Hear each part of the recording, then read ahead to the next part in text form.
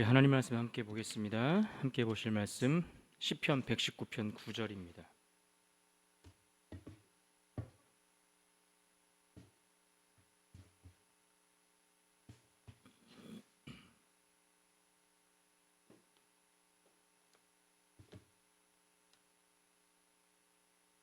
시편 119편 우리 9절 말씀,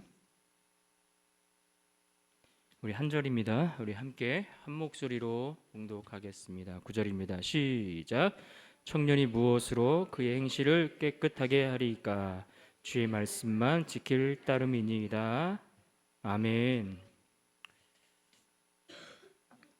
자, 오늘 우리 성경 파노라마 네 번째 시간이죠. 자, 화면 좀 띄워 주십시오. 네. 자, 오늘 우리 시작하면서 게스트 한 명이 오늘 잠깐 출연하고 들어가도록 하겠습니다. 성경 목록가를 다 습득하시고 달달달 외우시고 완전히 익숙하도록 몸의 체계화를 이미 이룬 한 아이가 있습니다. 우리 어떻게 해볼 수 있겠어요? 해볼 수 있답니다. 자, 마이크를 좀.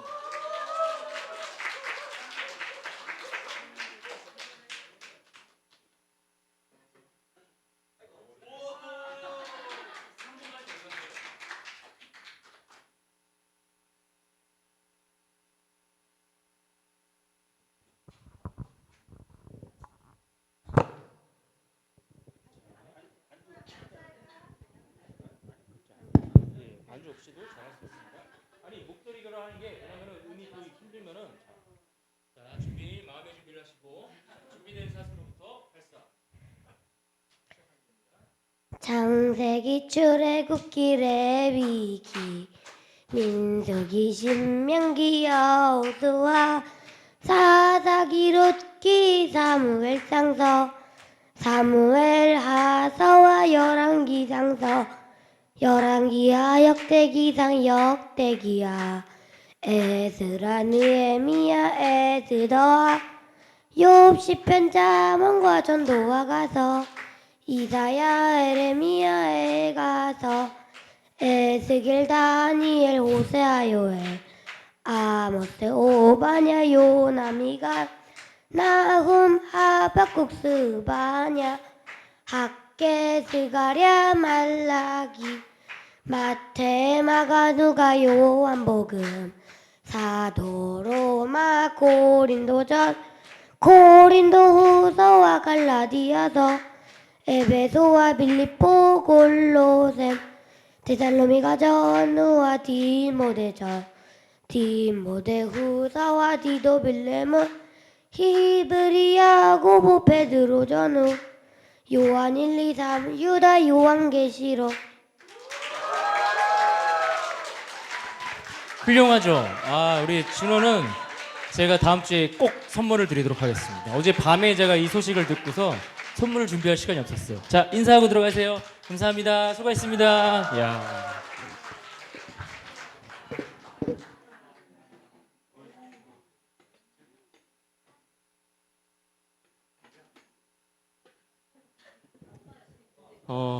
이 맛에 사역하는 겁니다, 원래.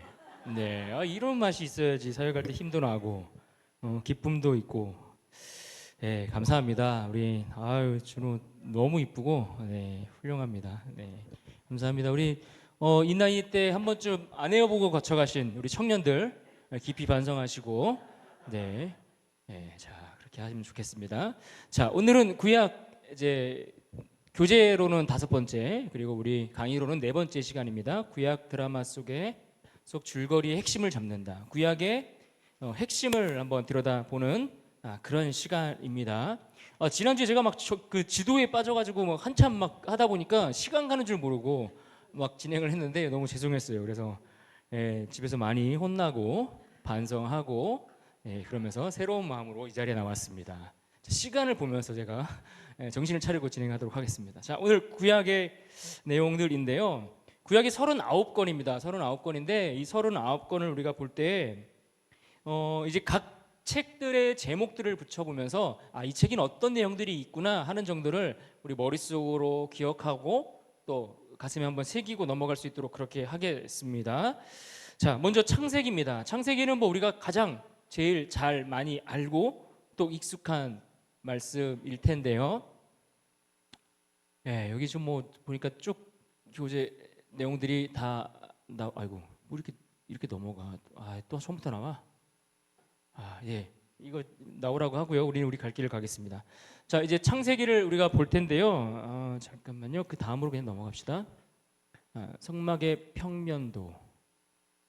지금 이게 맞나요? 지금? 이거 아닌 것 같아요. 저기 어디 갔어요, 승우 형제? 지금 도망갔어요. 지금 빨리. 이게 맞다고요? 오늘 82페이지인데.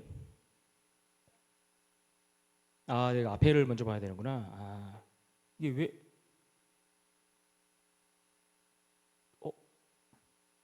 앞에 게 사라졌습니다. 그렇군요. 왜 앞에 게 사라졌을까? 신기하네. 네, 앞에 게 사라졌습니다. 네. 이제 PD님 지금 휴직했다고 지금 이렇게 일을 처리하시면 안 됩니다. 회사에서 출근하듯이 하셔야지. 이게 갑자기 휴직했다고 지금 마음이 해이해졌어요 지금. 자, 창세기를 보시면 창세기는 창세기 제목을 붙이면 오늘 교재 속에서 우리가 보시는 것처럼 지금 사라졌어요 지금. 그 전께 있어야 되는데 전께 몇 장이 지금 사라졌습니다. 창세기 제목을 붙이면 세상의 시작부터 누구까지 소개되고 있습니까? 요셉까지. 그래서 시작과 요셉의 세대까지 나와 있는 책이 창세기입니다. 그럼 창세기에는 누가 등장합니까? 사람으로 치면 처음에 아담, 하와, 그 다음에 그 다음에 누구로 이어져요? 셋. 가인과 아벨이 아니고 셋을 통해서 이어지죠. 셋을 통해서 이어지고 그 다음에 누구를 봐야 돼요? 노아. 그 다음에 누구예요? 노아 다음에 아브라함 다음에 누굽니까? 이삭. 그 다음에 야곱. 그 다음에 요셉. 잘하고 있습니다 우리 청년들. 요셉까지. 그렇게 해서 사람으로 치면 아담부터 요셉까지, 아담의 창조부터 시작해서 요셉의 죽음까지를 다루고 있고요. 에덴의 자유로 시작을 했다가 애굽의 노예로 끝나는 거예요. 결국에는. 그렇죠? 애굽의 노예로 들어가기 직전에 끝나잖아요. 그렇죠? 에덴 동산의 자유로 하나님께서 시작을 하셨는데 애굽의 노예로 들어가기 직전에 이제 창세기가 문을 닫게 됩니다. 그럼 지도 여러분 생각나십니까? 지도 이쪽에 티그리스 강과 유프라테스 강 두 줄기가 흐르고 그 즈음에 에덴이 어디쯤 있을 거라고 생각하고 그 밑으로 바벨, 우르, 하란 맞습니까? 네, 지금 생각을 안 하고 있습니다. 지금 그 다음에 하란에서 강 쪽으로 이쪽에 지중해 쪽으로 해서 가나안으로 들어갔다가 가나안에서 이제 밑에 애굽으로 내려가기까지. 지도가 머릿속에 들어오시는지 모르겠어요. 지금 보여줘야 되는데 지도가 사라져가지고 거기까지가 창세기이고요. 자, 그 다음에 출애굽기는 한마디로 제목을 붙이면 애굽에서 말 그대로 출애굽, 그죠? 애굽에서 나왔다라는 뜻이에요. 출애굽. 그래서 말 그대로 출애굽기는 애굽으로부터의 탈출이다 이렇게 제목을 붙일 수 있어요. 처음에 요셉과 그의 가족들이 애굽에 도착했을 때에 몇 명이요? 70명, 그렇죠? 70명에 불과했는데 몇 년 만에 나오게 됩니까? 430년인데 400년 이렇게 하면 대충 이렇게 맞다고 보시면 됩니다. 400년 동안 노예 생활을 하는데 장정만 몇 명이 나옵니까? 장정만 60만. 10개 폈다가 4개 하고 이거 반칙입니다. 한 번에 하십시오. 그렇게 그래서 무려 이제 이주하는 사람들 그다음에 가족들 이렇게 치면은 350에서 학자들이 다 600만, 700만, 1000만까지 보시는 학자들이 있는데 어쨌든 성경에 나와 있는 대로 하면은 싸울 수 있는 장정들만 60만 대군이 나오게 되는 겁니다. 그래서 여기에 주로 이제 출애굽하면서 어떤 기적이 펼쳐집니까? 10가지 기적. 피이, 게이파, 악도구, 메뚜기, 그 다음에 장자 죽음까지, 흑암하고 장자 죽음까지 10가지 재앙이 쭉 이렇게 나타납니다. 그러면서 그 유월절을 지키고, 그죠? 그 다음에 홍해의 기적을 만나고, 그 다음에 만나와 메추라기를 먹으면서 그곳에서 생활하는 내용들이 나오죠. 그리고 반석에서 물이 나오는 사건들, 이런 사건들을 통해 일련의 사건들이 빠르게 진행하면서 모세와 함께 그들의 이제 광야 생활이 시작됩니다. 실제로는 출애굽에서 이들이 뭐 금방 가나안 땅에 들어갈 수 있었지만 사실은 가나안 땅에 그렇게 들어가지 못합니다. 들어가지 못하고 이제 광야에서 머물러서 생활하는 내용들이 나옵니다.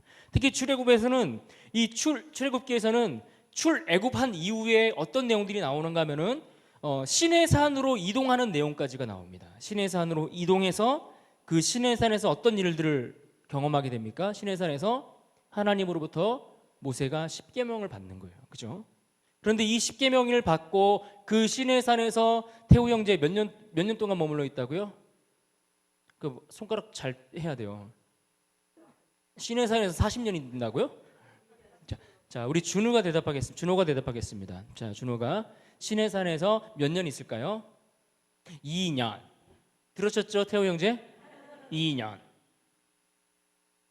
2년. 1년 11개월 정도를 그곳에 머물러 있게 됩니다. 그래서 뭐 십계명을 통해서 그때 당시 이스라엘 백성들이 하나님을 섬길 수 있는 모든 그런 계명들이 그때에 그들에게 주어지게 됩니다. 그래서 그곳에서 또 성막을 짓는 장면들도 그 안에 나옵니다. 그래서 성막이 완성되고 여호와의 영광이 그 위에 충만했다. 이런 기사로 출애굽기가 40장에서 마무리가 됩니다. 자, 그 다음에 레위기를 들어가면 레위기에는 어떤 내용들이 나옵니까? 핵심은 레위기는 말 그대로 레위인이 중요해요. 왜요? 레위인들이 제사의 역할들을, 제사를 드리는 그 일들을, 직무들을 감당했기 때문에 레위인이 중요한 거예요. 그래서 레위기예요. 그래서 하나님께서 레위 지파를 선별하여서 제사장직을 감당하게 해요. 그래서 나중에 땅을 차지할 때도 레위 지파는 땅을 차지합니까? 안 차지합니까? 그리고 46개 그 성읍들을 지어서 흩어져 살기도 하고요. 뭐 여러 가지 이제 그렇게 흩어져 생활을 하게 되는 게 이제 레위 지파들이죠. 어쨌든 그들에게 제사장 직분을 감당하게 하셨고, 이 제사장 직분들이 감당하는 가장 큰 주제는 뭡니까? 죄를 속하는 일을 그 제사를 통해서 감당하는 거예요. 자, 성경에 나온 5대 제사, 가장 큰 5대 제사 5가지. 5대 제사니까 5가지겠죠? 자, 5가지 순서대로 불러보겠습니다. 첫 번째, 번제. 자, 화제는 뭘까요? 화제는 불로 태운다고 해서 화제라고 부르는 거예요. 그거는 제사 이름이 아니고 형식을 얘기하는 거예요. 그러니까 번제, 그 다음에 소제, 화목제, 속죄제, 속건제. 구체적인 내용은 나중에 또 우리가 살펴볼 기회가 있을 겁니다. 그래서 레위기를 보면 9장에서 아론이 첫 제사를 드리게 돼요. 그러니까 레위인들이 제사장 직분을 감당하기 시작하는 시점이 레위기 9장이에요. 레위기 9장에서 하나님이 이 레위인들을 통해서 첫 제사를 드리게 하는 장면이 9장에 나오고, 그 다음에 이어지는 10장에 보면은 그의 아들들, 누구요? 아론의 아들들 누구?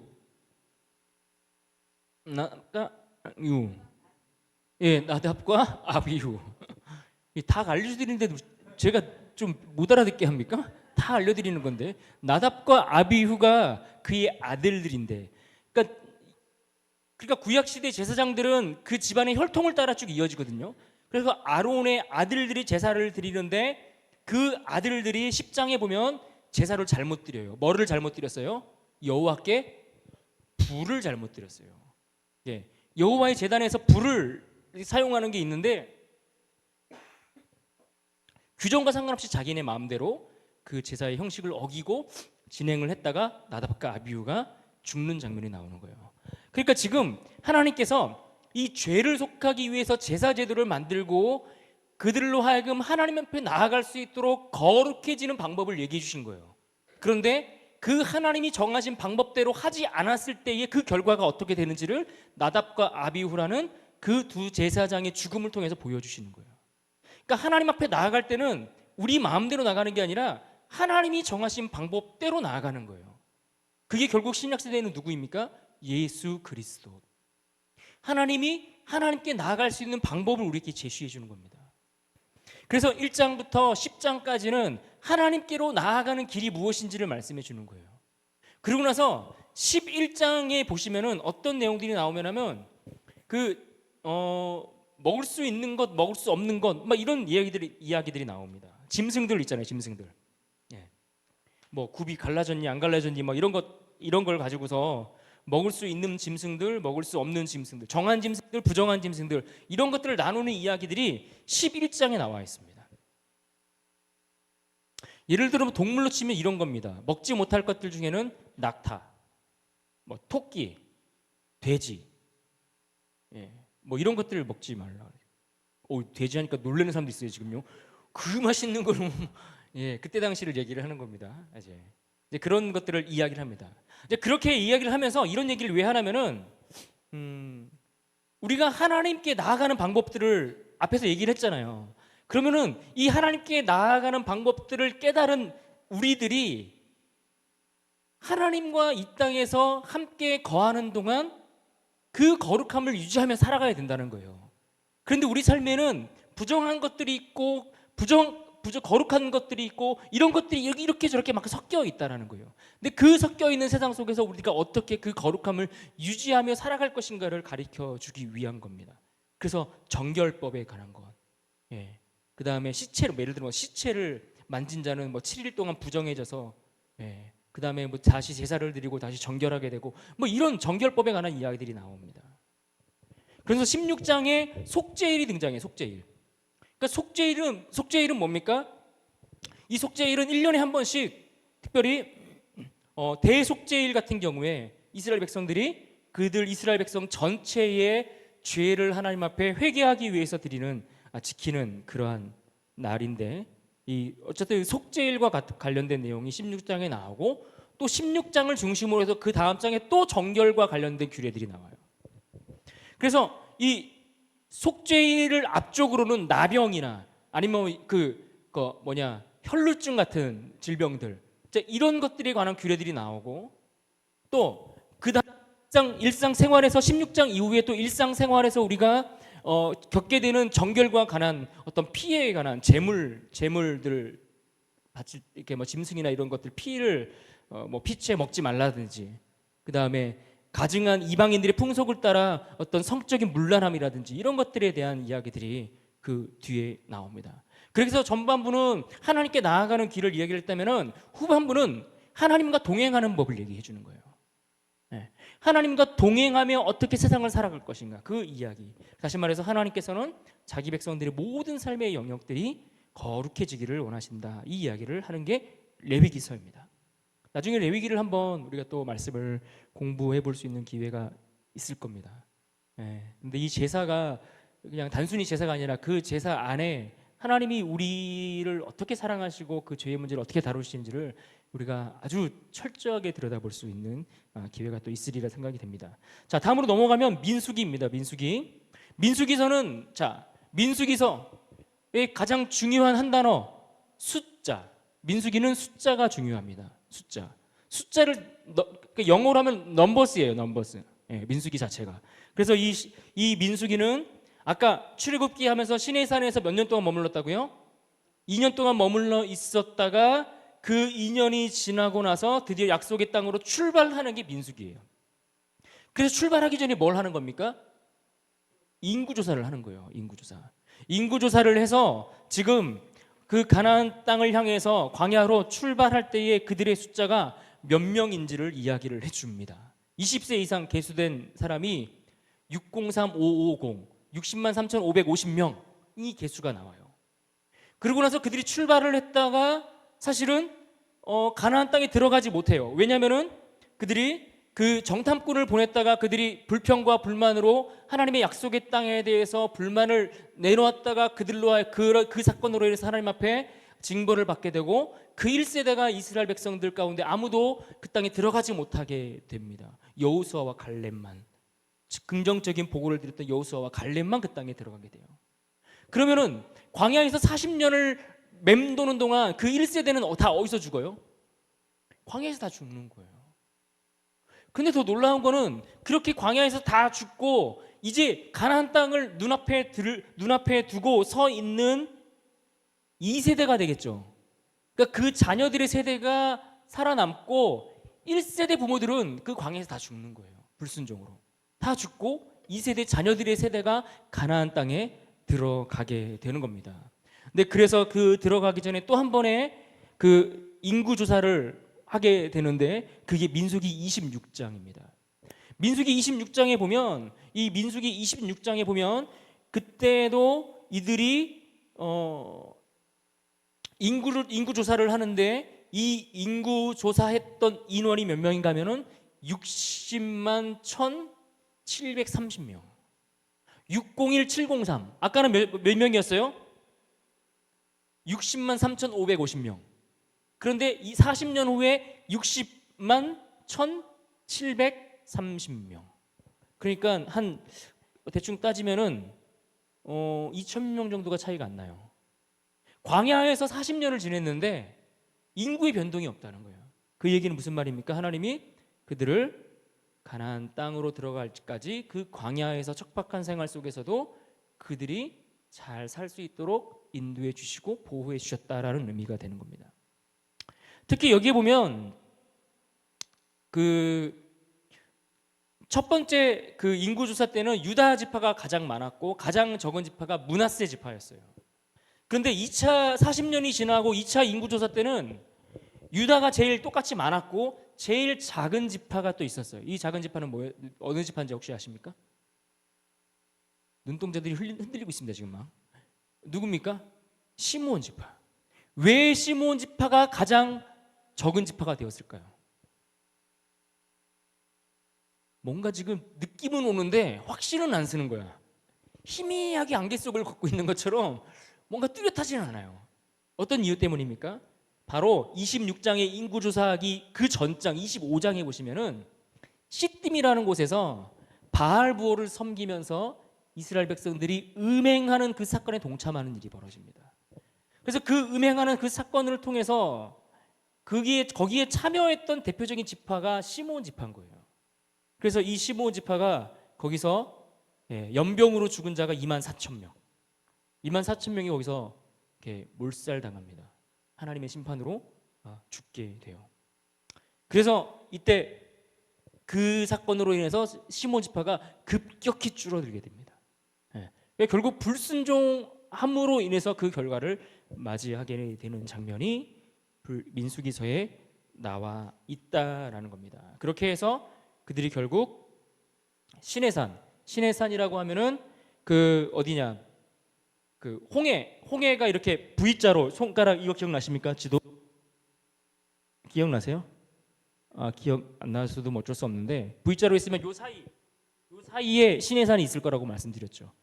거기서 출발을 해서 그 위쪽으로 가서 거기서 거의 그 바로 위쪽에서 거의 머물러 있다가 위쪽으로 다시 요단강 쪽으로 올라가서 요단 동편에까지 도착하면서 끝나게 되는 겁니다. 그러니까 시내산 쪽에서 1차 인구조사하고 두 번째 인구조사는 저 위에 요단 동편, 요단강을 건너기 직전 거기서 이제 2차 인구조사를 하게 되는 겁니다. 자, 그 다음에 이제 이 장면이 나오는 거예요. 지금 이거 각권의 주제, 그러니까 이게 순서가 나오는 건데 여기에 이제 이런 장면들을 볼 수가 있습니다.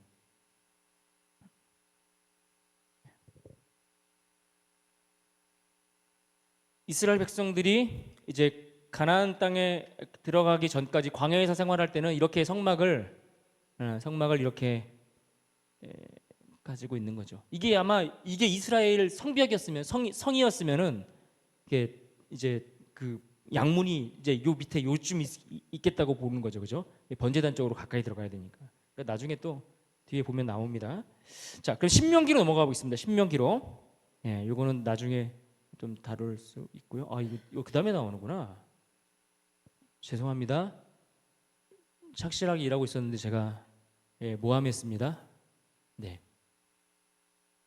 1번에서 2번으로 내려왔다가 창세기에서 3번 갔다가 4번 갔다가 5번 갔다가 이해하시죠? 이거 설명드렸고요. 그러니까 그 다음에 교재랑 순서가 좀 다르군요. 네. 출애굽기는 나일강 애굽에서 출발해서 홍해가 갈라지고 만남의 추락이 그 다음에 시내산 거기까지가 여정이 그렇게 되는 겁니다. 그러니까 지난주 지도를 생각하면은 요 여정이 지금 기억이 나셔야 됩니다. 그러니까 저 시내산 위치가 지금 오늘날로 치면 이집트 지역이에요. 이집트요. 레위기. 자, 레위기 말씀드렸죠. 번제, 소제, 화목제, 속제제, 속건제. 요제는 흔들어 드리는 제사고요. 이거 왜 이렇게 나왔을까요? 하나님과 동행하는 이야기들이 후반부에 나온다 말씀드렸습니다. 민수기도 확인했습니다. 시내산에서 인구조사 출발하고 가나안 정탐꾼 들어갔다가 거기서 1세대들이 다 죽고 40년 동안 방황하면서 죽고 요단 동편에 올라가서 이제 건너가기 직전에 2차 인구조사가 민수기 26장에서 진행되게 됩니다. 자, 그 다음에 신명기입니다. 신명기서의 제목을 붙이면 이 제목이 뭐라고 붙어 있었어요? 율법을 되새긴다. 그러니까 하나님께서 이스라엘 백성들에게 가르치셨던 율법의 내용들을 되짚어 보는 거예요. 무엇을 통해서? 모세의 설교를 통해서. 그래서 여기에서는 모세의 그 과거를 되돌아보는 설교, 큰 설교 간편이 있고 그 다음에 현재를 되짚어 보는 설교의 내용이 나오고 그 다음에 미래를 향해 바라보면서 언약에 관한 말씀들을 다시 한번 점검해 줍니다. 그래서 모세의 큰 설교로 이루어져 있다라고 그렇게 볼 수가 있습니다. 자, 그 다음에 넘어가면 신명기서까지 끝나고 나면 이제 여기까지가 율법서가 끝나는 거잖아요. 모세오경. 율법서가 끝나고 이제 역사서가 본격적으로 시작되는 건데 가나안 땅에 들어가는 여호수아서. 그러니까 여호수아서의 주된 내용은 뭡니까? 그 땅에 들어가서 그 땅을 정복하고 땅을 분배하는 거. 거기까지가 여호수아서의 내용들입니다. 그런데 하나님께서 왜 가서 가나안 땅을 진멸하고 그 땅을 다 쫓아낼까요? 그냥 편애하시는 하나님이셔서 그럴까요? 교재에도 그 설명이 간단히 나와 있긴 한데 이것은 이미 600여 년 전에 아브람 시대에 이미 그 가나안 땅에 살고 있었던 사람들의 죄악이 가득 차 있었다라는 사실을 반영해 주는 거예요. 그래서 하나님이 그 땅에 이미 죄가 가득 찬 상태를 참아주시고 기다려주시고 그냥 보아주신 거예요. 그렇게 내버려 두시다가 이 이스라엘 백성들이 그 땅에 들어갈 때 이스라엘 백성들을 통해서 그 땅을 심판하시는 거예요. 근데 똑같이 이걸 적용하면은 이스라엘 백성들도 똑같이 이방인들을 통해서 심판을 받는 거예요. 그렇잖아요. 그 가나안 땅의 사람들이 죄를 범해서 그 죄가 꽉 차니까 하나님이 이스라엘을 통해서 그들을 심판하셨잖아요. 그러니까 마찬가지로 이스라엘 백성들이 가나안 땅에서 사는데 그들이 부패하고 타락하고 남과 북이 하여튼 이렇게 살다가 죄를 범하고 그 죄가 가득 차니까 북이스라엘을 아수르에 의해서 심판하시죠. 그리고 남유다를 바벨론에 의해서 심판합니다.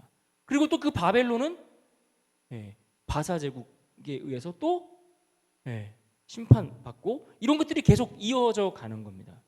그래서 하나님은 한 민족을 들어서 한 나라를 심판하세요. 불순종하는 나라들을 그렇게 역사를 통해서 보여주셨다라는 겁니다. 그러니까 인간의 흥망성쇠가 인간에게 달려있는 것이 아니라 하나님의 손에 달려있다는 것을 보여주는 겁니다. 이것이 여호수아서이고요. 이 여호수아서 특히 보면은 이제 그 므낫세가 오른쪽에 저기 있잖아요. 오른쪽에 땅 넓게 차지했죠. 므낫세가 차지하고 있는 땅이 요단 그 긴네렛 호수, 그 갈릴리, 게네사렛, 디베랴 같은 말이죠. 알고 계시죠? 처음 듣는 것처럼 말씀하시면 곤란합니다. 그래서 그 오른편 요단 동편에 므낫세와 갓지파와 르우벤 지파가 먼저 땅을 차지하는 거예요. 그리고 이들은 먼저 땅을 차지했는데 와서 도우라. 여호수아가 얘기하니까 그 말에 순종해서 건너가서 같이 정복 전쟁을 마무리하는 겁니다. 그러니까 하나님의 역사는 그냥 내가 좀 편하고 안정을 찾았다고 해서 거기서 중단되면 안 된다는 거예요. 하나님은 하나님의 공동체가 완전히 그 사명을 감당할 때까지 함께 헌신하고 뛰어가는 겁니다. 우리 중에도 어떤 분들은 조금 여유 있게 삶을 살아가실 수도 있고, 뭐 경제적인 이유만을 이야기하는 것이 아니라 여러 가지 상황들에 있어서 그렇지 못한 분들도 계시거든요. 그러나 하나님의 사역들은 좀 여유 있는 사람들만이 감당하는 일이 아니고, 그렇다고 여유 없이 힘들고 어려운 상황 속에 있는 사람들만 헌신하는 게 아니라는 거예요. 모두가 같이.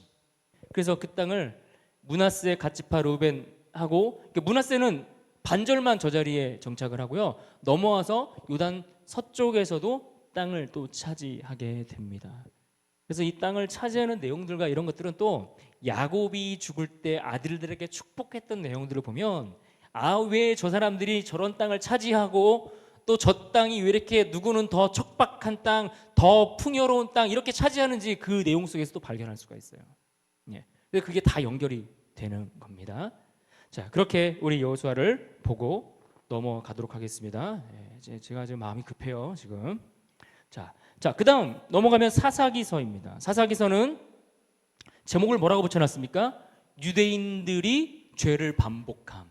어떻게 반복했습니까? 죄를 짓고 그들이 죄가 가득 차니까 하나님이 이방 민족을 들어서 그들을 심판하십니다. 그래서 그 이방 민족들에 의해서 압제를 당하는 거예요. 그러니까 괴로워서 못 살겠잖아요. 괴로워서 못 살겠습니다 하고 하나님 앞에 간구하니까 또 하나님이 그 기도를 들으시고 사사를 세워서 그들을 구원하세요. 구원해서 평화를 누리다 보니까 또 살만하니까 어때요? 또 까먹고 하나님을 잊어버리고 떠나는 거예요. 이게 참 되게 바보스러운데, 이게 이스라엘의 반복되는 모습들이고, 이것이 사실은 정직하게 얘기하면 오늘 우리의 모습인 거예요. 예. 우리는 힘들어야 기도 주여가 나오잖아요, 그죠? 배고파야 주여가 나오잖아요, 그죠?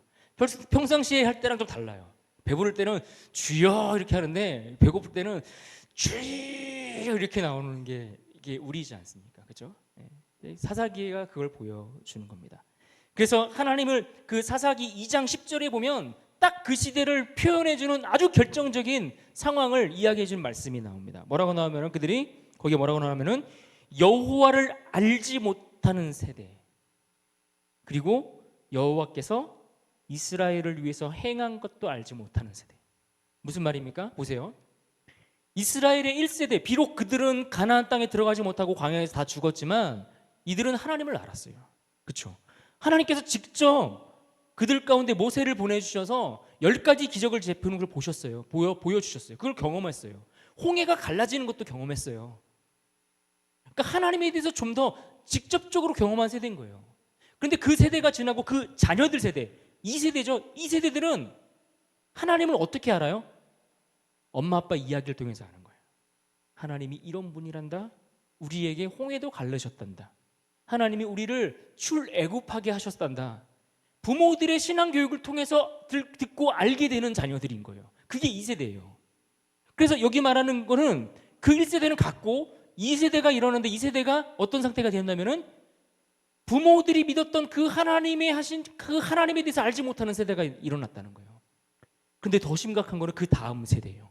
그 다음 세대는 하나님도 모르고 하나님이 어떤 일들을 행하는지도 모르는 세대가 됐다는 거예요. 그러니까 점점 그 신앙이 전수되는 일에 실패했다는 거예요.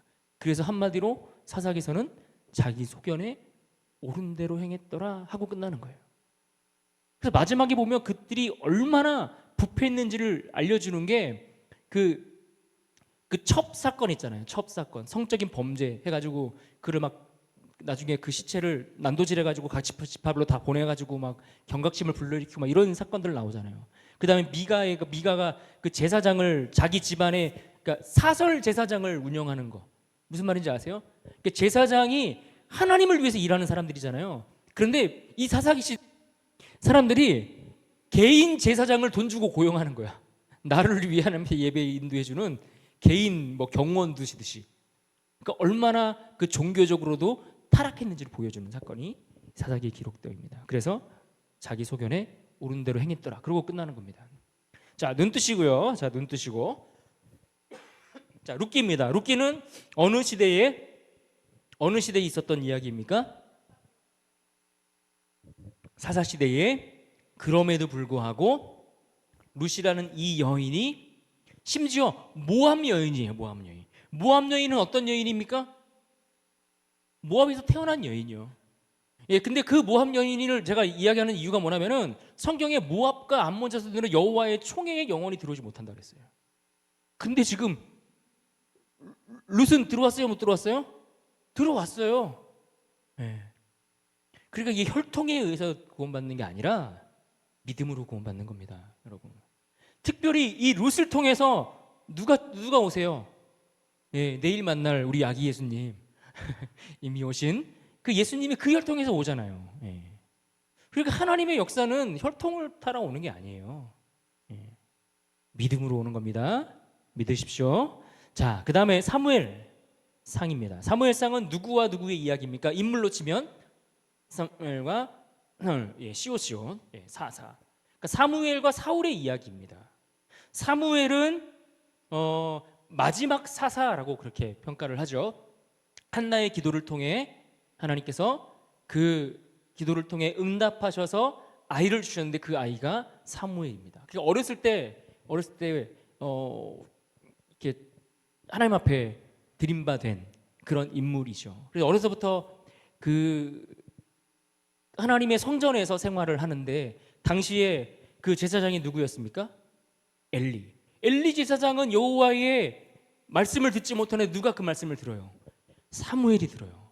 그러니까 엘리는 단순히 나이 들어서 눈이 어둡다 이걸 얘기해 주는 게 아니라 그 시대의 이스라엘의 영적인 일들을 책임져야 할 제사장이 영적으로 어두운 상태에 있었다는 걸 보여주는 거예요. 그래서 하나님은 그의 어두운 눈을 누구에게 밝히 보여주시는 거예요? 사무엘에게 보여주시는 거예요. 여호와의 음성을 듣고 특별히 여호와를 존중히 여길 줄 아는 자를 나도 존중히 여기겠다 그 말씀하시거든요. 예. 그래서 엘리뿐만 아니라 엘리의 아들들도 하나님 앞에 대대로 제사 드리지 못해서 죽음을 당하는 사건이 벌어지는 겁니다. 그리고 사울 왕이 기름 부음 받고 이스라엘의 초대 왕이 돼요. 근데 이 사울이 어떻게 왕이 됩니까? 백성들의 요구에 의해서. 백성들이 우리도 열방과 같이 왕을 주십시오 해서 세워지는 왕이 사울 왕인 거예요. 그러니까 이게 출발부터가 사실은 잘못된 거예요. 왜요? 이스라엘의 하나님이 왕을 그동안 허락하시지 않은 이유가 있어요. 그 이유는 뭐냐면 내가 너희의 영원한 왕이다 이것을 말씀하고 계신 거거든요. 근데 그것은 생각하지 않고 사사시대부터 계속 자기 소견에 옳은 대로 행하면서 우리가 이렇게 어려운 것은 내 죄 때문이라고 생각하지 못하고 왕이 없어서 그렇다라고 생각하는 거예요. 진짜 왕 하나님이 계시는데 그걸 보지 못하고 그래서 그들의 요구에 의해서 사울이 세워집니다. 그래서 사울은 그에 대한 표현들을 보면은 성경에 표현되는 걸 보면은 사울이 사무엘상 9장에 기름 부음을 받는 함부로 얘기하면 안 되는데 아마 그럴 거예요. 그런데 그때 그 사울에 대해서 묘사하는 그 모습들을 보면 남들보다 키가 이렇게 외모가 준수하고 키가 저처럼 크고 뭐 이렇게 표시하고 있다라는 거예요. 그러니까 외적인 모습들을 자꾸 이야기를 하는 거예요. 그런데 나중에 다윗을 얘기할 때는 그 외모적인 부분들에서 막 준수하고 이렇게 얘기하지 않아요. 내 마음에 합한 사람이다. 이거 얘기하시죠. 그러니까 다윗은 중심을 하나님께서 보시고 택한 하나님이 세우신 왕인 거죠. 그래서 어쨌든 사무엘상은 사무엘과 사울의 이야기다. 그렇게 보시면 되겠고요. 사무엘 하로 넘어가면 이 사울이 시대가 끝나고 누가 바톤을 이어받게 되는 겁니까? 다윗의 생애가 사무엘 하에 다 기록되어 있습니다. 그런데 다윗이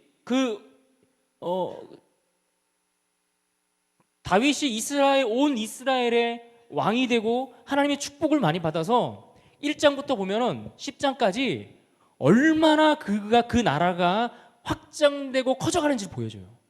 그래서 지금도 유대인들은 사무엘 하에 나와 있는 1장부터 10장까지 누렸던 그 축복의 때를 기다리고 있는 거예요. 지금도 그분이 오시면 그날을 우리는 다시 누리리라. 지금도 그러고 큰 모자 쓰고 다니는 거예요. 제가 말씀드렸죠. 큰 모자, 그 율법을 상징하는 모자 4천만 원짜리. 진짜 보시면요, 진짜 욕이 나오고 싶을 만큼 뭐 하는 짓인가 싶어요, 진짜. 근데 그걸 굉장히 그들은 자부심으로 여기고 살아갑니다. 그러면서 지금도 이 시대를 꿈꾸는 거예요. 그런데 이 시대가 왜 몰락하기 시작했습니까? 밧세바와의 그 동침하는 그 죄를 범하는 그 사건 이후에, 물론 그가 하나님 앞에 회개하고 용서를 받았어요. 그러나 그 죄의 결과들이 씨앗으로 여기저기 그 사회 구석구석, 그 나라 구석구석에 그 죄악의 씨앗들이 이렇게 현상으로 드러나는 것들이 보여지죠. 그래서 이 사건 이후로 다윗은요, 그의 집안이 한순간도 평화로운 적이 없었어요.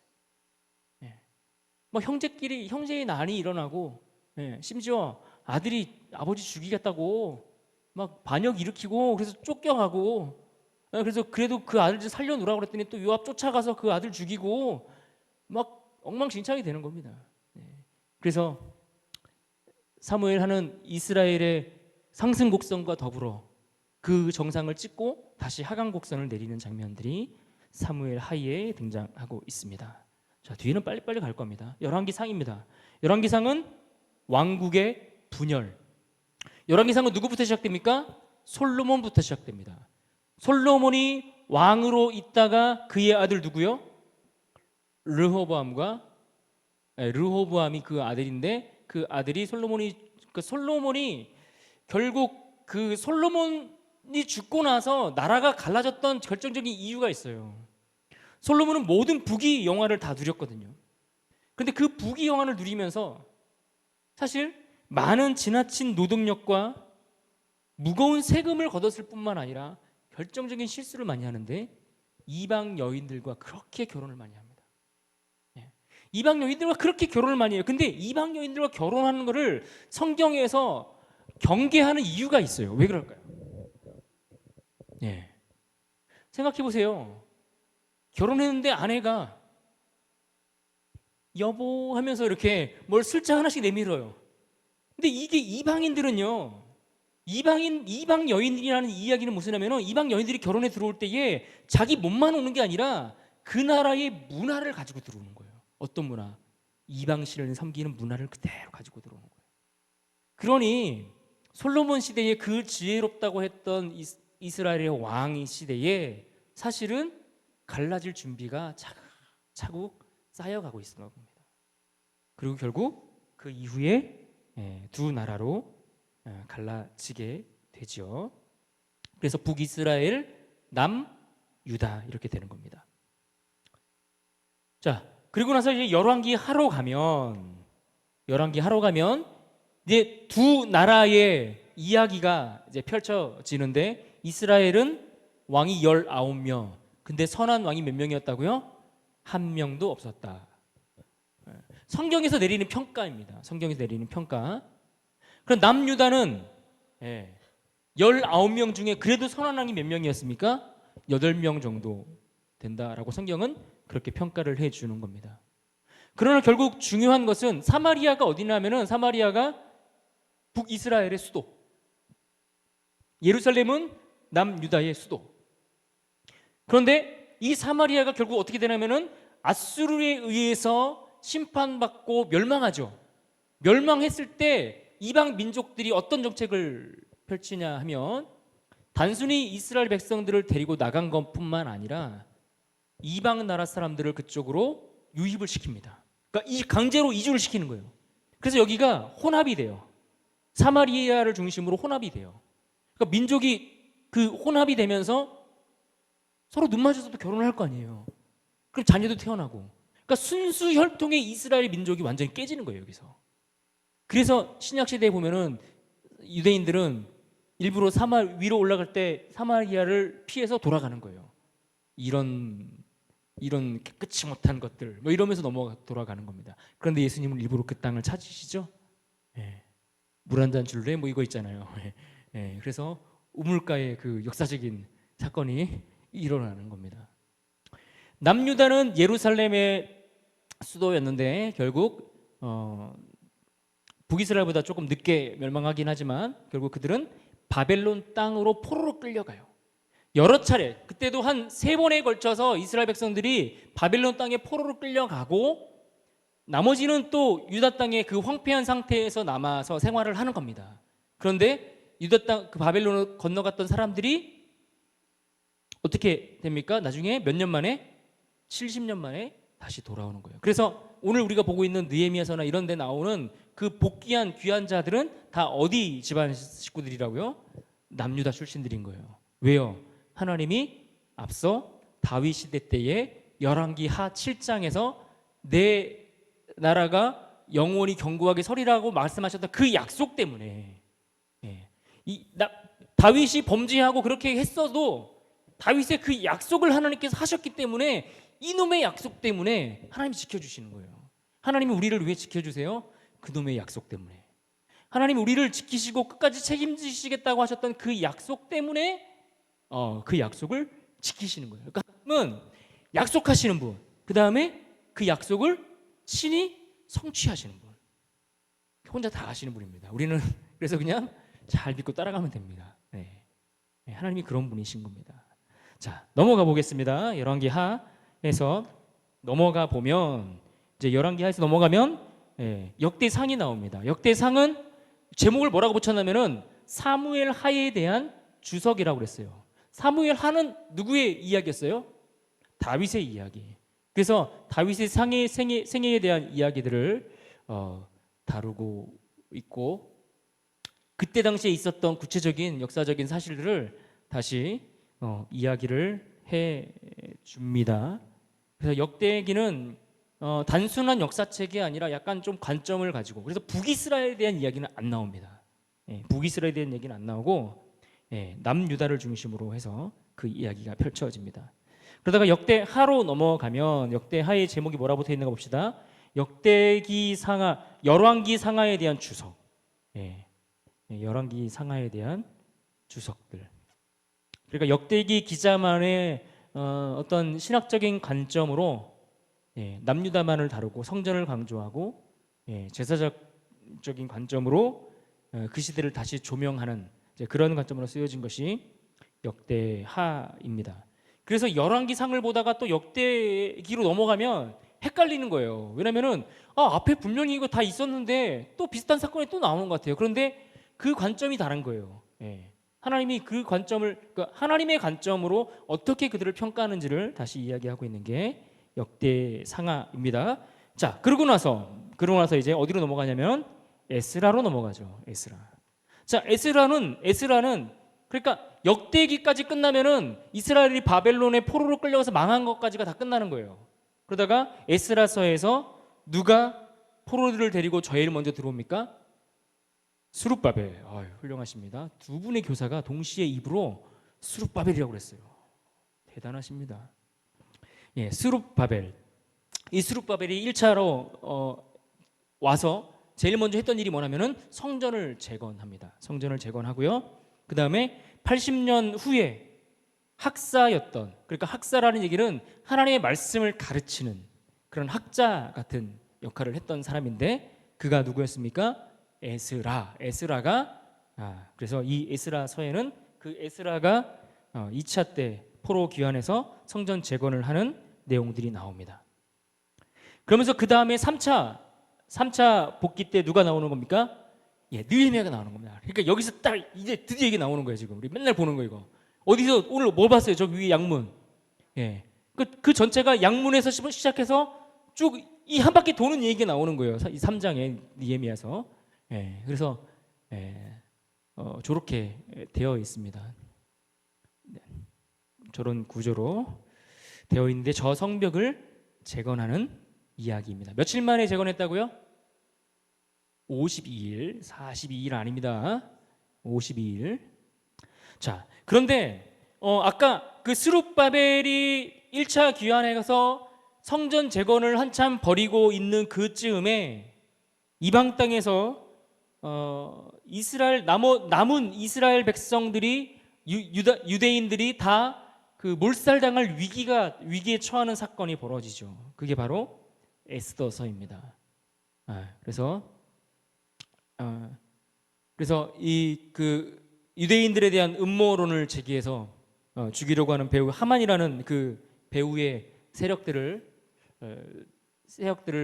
대항해서 이 에스더라는 당시 그 왕의 왕후였던 에스더가 죽으면 죽으리라. 그 유명한 말을 딱 던지고 거의 그거잖아요, 그죠? 나를 밟고 가라, 뭐 이런 거잖아요, 그죠?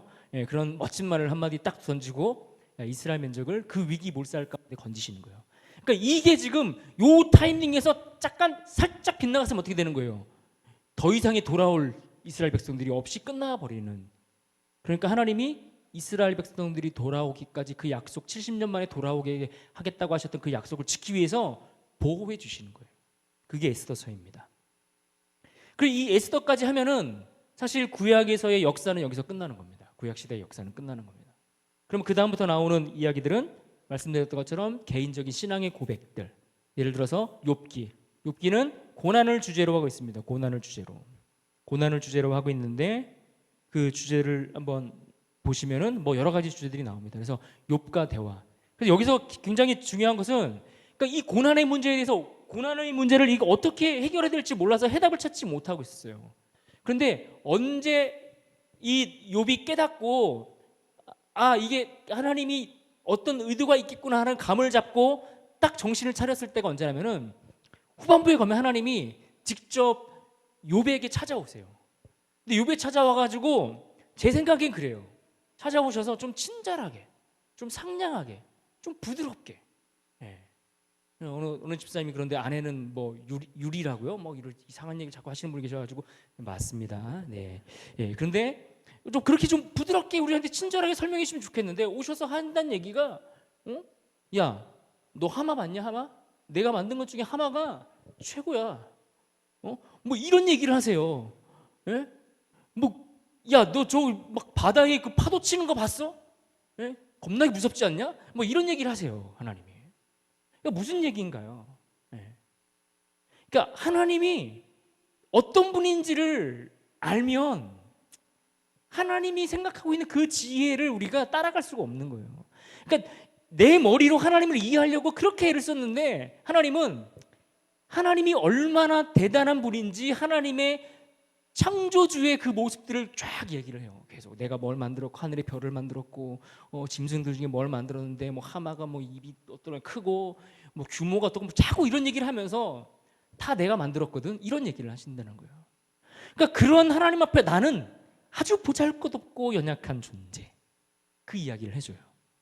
그러면서 하나님의 지혜 앞에 그가 무릎을 꿇어요. 내가 하나님을 다 이해할 수 없구나. 하나님이 나를 향한 어떤 계획을 가지고 있는지 내가 죽을 때까지 알 수 없겠구나. 이걸 철저하게 깨달아요. 그리고 나중에 욥이 뭐라고 고백합니까? 내가 지금까지 여호와 하나님을 귀로 만들어 알았사오는데 내가 이제는 하나님을 눈으로 보아 알게 되었습니다. 이 고백을 하는 겁니다. 그래서 무엇이 진짜 지혜인지를 이야기해 줍니다. 그러면서 시편으로 넘어갑니다. 시편은 찬양과 탄원. 이 시편은 노래입니다. 시예요. 그런데 여기 저자들이 여러 명이 나오는데 특히 이제 다윗이 제일 많이 썼죠. 그런데 중요한 것은 이 시편에는 두 가지 주제가 나와요. 하나는 하나님이 하신 일들을 찬양하는 거예요. 하나님의 역사를 찬양하고 하나님의 위대하심을 찬양하고 하나님이 얼마나 크시고 대단한 분이신지 하나님의 이름을 찬양하는 내용들이 나와요. 또 하나는 억울한 얘기, 괴로운 얘기, 고통스러운 얘기, 죽을 것 같은 이야기. 그러니까 하나님 앞에 탄식하며 부르짖는 이야기가 나와요. 그러니까 찬양과 탄식의 이야기가 함께 이 안에 어우러져 있는 겁니다. 그래서 어떤 경우에는 그 시편을 읽다 보면은 한 시편 안에 하나님을 막 찬양을 해요. 그러다가 중간에 이제 찬양으로 시작했는데 막 죽을 것 같은 이야기를 해요. 막 적들이 나를 죽이려고 하고 사방에 나를 애워싸고 내가 숨도 못 쉬겠고 막 두려워 죽겠고 그런데 갑자기 내가 여호와의 전에 들어갔더니 내가 뭐 갑자기 하나님을 찬양하고 이런 얘기가 나와요. 그러니까 무슨 말입니까? 고난 중에 하나님을 묵상하면서 그가 자신의 문제를 해결하고 극복하고 뛰어넘어가는 그 과정들을 보여주는 거예요. 근데 그 하나님과의 그 만남이 어떤 만남인지 우리는 알 수가 없는 거예요. 그 성전 안에 들어가서 하나님과의 어떤 사귐이 있었는지 하나님이 어떻게 그 인생을 만들어줬는지를 알 수는 없지만 하나님과의 깊은 만남 속에서 그가 회복되는 모습을 보여주죠. 시편은 그런 찬양과 탄식이 이어진다라는 말씀을 드렸고요. 다음은 생활 속에 지혜에 관한 말씀들, 915개의 지혜의 말씀들이 잠겨져 있다고 이야기를 하고요. 그래서 지혜자와 어리석은 자들을 계속 이야기합니다. 지난주 한 2주 정도를 계속 새벽에 잠언 말씀을 잠깐 나눴는데요. 계속 악인과 의인, 지혜자와 어리석은 자 계속 반복하면서 그 이야기들을 해주면서 무엇이 지혜인지, 어떻게 우리의 삶을 살아가야 되는지를 이야기를 해줍니다. 그런 거면 전도서는 비슷한 것 같지만 또 다른 주제가 이 안에 있습니다. 왜냐하면 솔로몬이 그가 누렸던 지혜, 부귀, 쾌락, 친구, 인기, 종교, 결혼, 자녀, 지위 모든 것들을 누려봤던 그가 뭐라고 고백해요? 헛되고 헛되다. 그러면서 무슨 얘기냐면은 우리가 인생에서 살면서 목표로 삼고 있는 것들이 궁극적인 것들이 아니라는 이야기를 하는 거예요. 그래서 마지막에 뭐라고 이야기하면서 끝나냐면은 전도서 12장 13절 말씀에 하나님을 경외하고 그 명령을 지킬지어다. 이것이 사람의 본분이니라. 사람의 본분이 하나님을 경외하고 그 명령을 지키는 것이다. 이렇게 이야기하고 끝이 납니다. 아가서는요, 유대인들은 30세 미만의 사람들은 이 아가서를 읽지 못하겠다고 해요. 남녀간의 애틋한 사랑의 이야기, 어떤 성적인 그런 내용들까지도 구체적으로 언급되어 있는 내용들 때문인데, 이것은 하나님과 우리의 관계를 이야기해 주기도 하고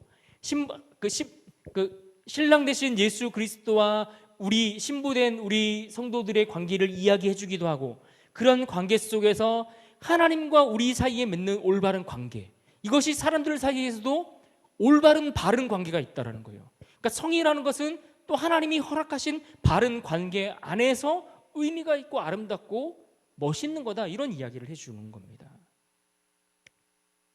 이사야서는 66장까지 있잖아요, 그죠? 이사야서 66장.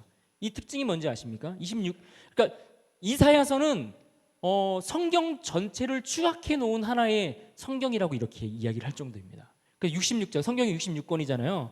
66권을 그대로 축소해 놓은 것 같다, 이렇게 표현해서 그렇게 이야기를 하고요.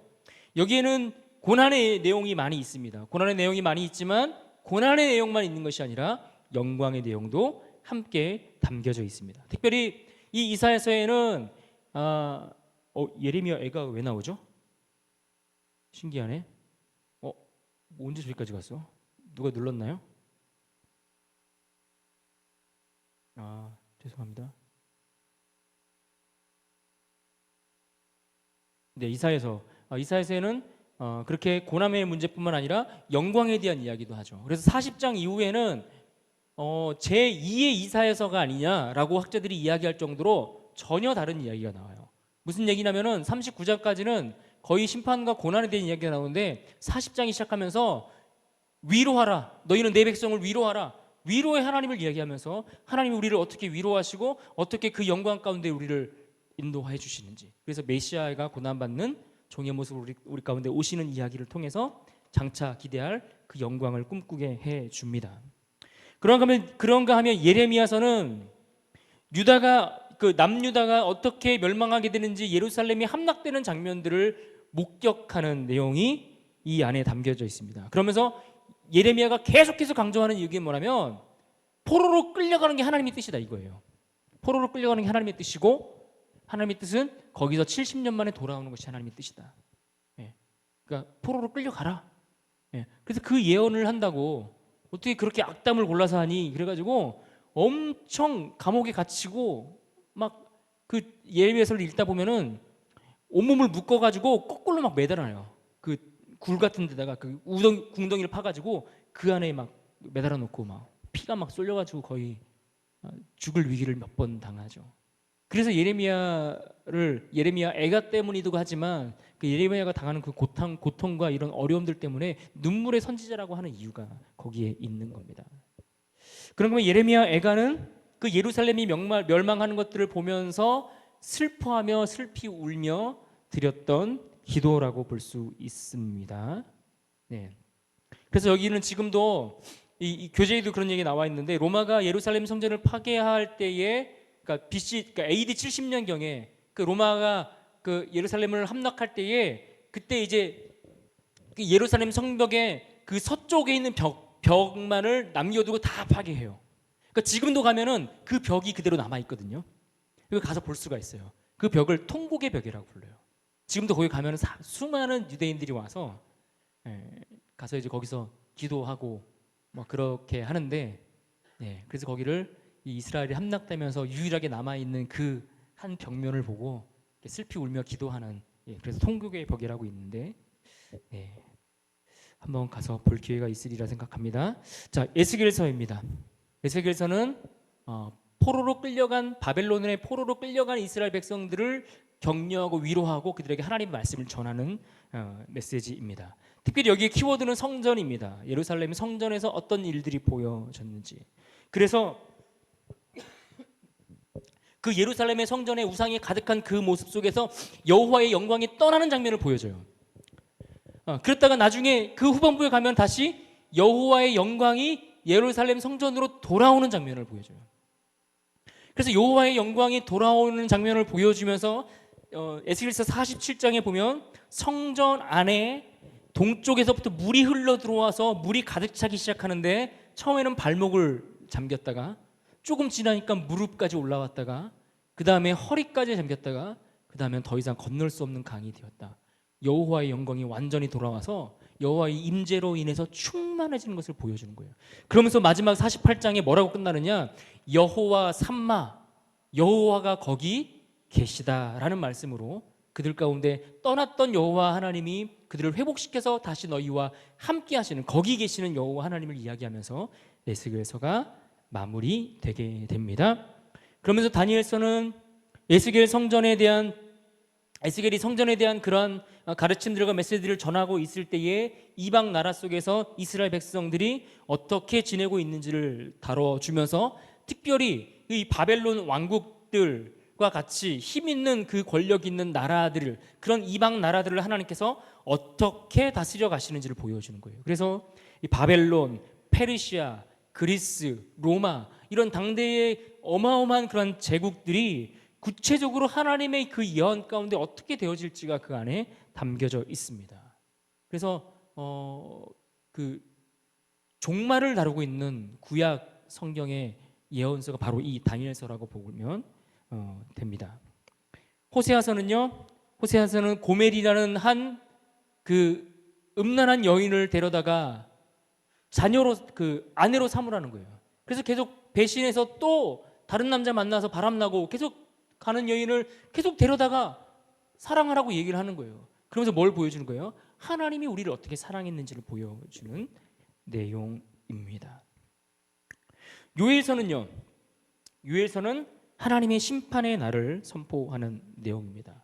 메뚜기 재앙을 통해서 유다를 침략하는 이방 군대가 어떻게 유다에게 그 일들을 행하는지를 상징적으로 보여주는 책이라고 할 수 있습니다. 그래서 여기서는 여호와의 날이 어떤 이들에게는 심판의 날이고 어떤 이들에게는 구원의 날이다, 이것을 강조해 주고 있습니다. 아모스서는요, 율법에 대한 태도다, 이렇게 제목이 붙어 있는데요, 아모스 선지자는 농부였어요. 농부였는데 하나님의 말씀의 사명을 가지고 올라와서 그 말씀을 전했던 선지자이죠. 그래서 그 땅에 어떤 타락한 그 정의가 사라지고 공의가 떨어진 그 땅의 어떤 그런 현실들을 비판하고 책망했던 말씀이 아모스서입니다. 오바댜서는 에돔의 멸망을 얘기를 하는 겁니다. 오늘날로 치면은 그 요르단이죠. 요르단에 가면은 페트라라고 있습니다. 그 예전에 드라마 속에서 보니까 그거 직장 생활하는 그 드라마 다룬 거 있었잖아요. 미생이라는 드라마에도 첫 장면과 마지막 장면에 이 페트라가 나와요. 여기를 가보시면 실제로 길이 어떻게 돼 있냐면은 큰 바위 사이에 아주 좁은 길들이 있어요. 그 좁은 길들을 따라 쭉 들어가게 돼요. 쭉 그 길 따라 들어가게 되는데, 그 옆으로 보면은 또 물이 양 옆으로 쫙 흐르고 있어요. 물이 흐르고 있는데 그 물줄기가 어디까지 쭉 날아가면은 끝까지 들어가면은 거기에 이때 당시 살았던 그 유적지들이 거기 나오거든요. 그러니까 여기에 지금 나오는, 여기에 있는 그 에돔이 거기 살았어요. 근데 에돔이 얼마나 교만했는가 하면은 그 지형 자체가 그래가지고 그들이 그 높은 바위 위에서 생활을 하는데 아무도 그들을 침략해서 멸망시킬 수가 없는 거예요. 왜냐면은 이 공격할 수 있는 공격 진입로가 없어요. 좁아가지고 바위 틈 사이로 들어와야 되니까. 그러니까 오면은 그냥 한 명씩 죽이면 돼요. 이렇게. 예. 그 정도로 입지 조건이 굉장했어요. 그래서 그들이 하나님을 업신여기고 교만한 장면들이 나오거든요. 그래서 거기서 보면은 그 바위에 사는 에돔들을 책망하면서 너희의 교만을 하나님께서 꺾으시겠다고 얘기를 합니다. 거기 가보십시오. 아무것도 안 남고 돌만 남아 있습니다. 하나님 심판이 이루어진 겁니다. 요나서는 아수르에 대한 심판의 그 메시지를 담고 있는데, 특별히 아수르의 심판이 어디입니까? 니느웨. 아수르의 수도가 니느웨. 그러니까 요나서는 니느웨에 대해서 심판을 내렸는데 그들이 회개하고 돌아오는 이야기이고요. 반대로 나훔서는 그 회개했던 그 나라가 다시 범죄함으로 하나님의 심판을 받는 나라 내용이 나훔서입니다. 그리고 그 사이에 미가서가, 요나서 다음에 미가서가 나오고요. 미가서는 남유다의 선지자였습니다. 당시 사회적 도덕성들을 책망하는 내용들이 그 안에 있습니다. 나훔서는 말 그대로 니느웨에 임박한 심판을 이야기하고 있고요. 그 다음에 하박국서는 그 바벨론이, 그러니까 하나님이 바벨론을 들어서 심판하신다고 하니까 하나님의 백성들이 이해가 안 되는 거예요.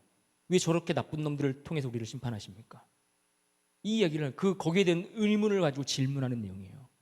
그런데 그때 하나님께서 뭐라고 말씀하시냐면 의인은 믿음으로 말미암아 살리라. 그 이야기를 하시는 겁니다. 그래서 이해 안 되는 그러한 그 사회적 현실에 대한 고발과 거기에 대한 하나님의 응답이 나와 있는 책이고요. 스바냐서는 시온 예루살렘에 남아 있는 백성들에 대한 이야기고요. 그다음에 학개서는 성전 건축하는, 아까 에스라에서에서 그 성전 건축하는 내용들이 나오잖아요. 그래서 그 에스라서를 읽다 보면 중간에 학개랑 스가랴 선지자가 나와요. 학개랑 스가랴 선지자가 나와가지고 성전 건축을 독려하는 메시지를 설교를 하는 내용들이 나오거든요. 그 내용이 학개서와 스가랴서에 나와 있습니다. 그리고 마지막 스가랴 지나고 말라기서를 통해서 마지막에 이렇게 말하거든요. 그가 아비의 마음을 자녀에게로 돌이키게 하고 자녀들의 마음을 그들의 아비에게로 돌이키게 하리라. 돌이키지 아니하면 두려울 건데 내가 와서 저주로 그 땅을 칠까 하노라 하시니라. 여기까지 메시지가 전달되고 성경이 침묵하기 시작합니다. 그렇게 400년 정도 침묵기가 지나고 나서 때가 참에 누가 오시는 겁니까? 예수님이 내일쯤 오시는 겁니다. 2000여 년 전 그렇게 오시는 겁니다. 그렇게 해서 구약의 내용들을 한번 쭉 훑어봤습니다. 이게 책이 많다 보니까 아무리 말을 빨리 해도 이렇게 오래 걸리네요. 오늘도 시간이 많이 가서 죄송한 마음을 제가 안고 가는 겁니다. 이해해 주십시오. 자, 그럼 우리 함께 찬양 드리겠습니다.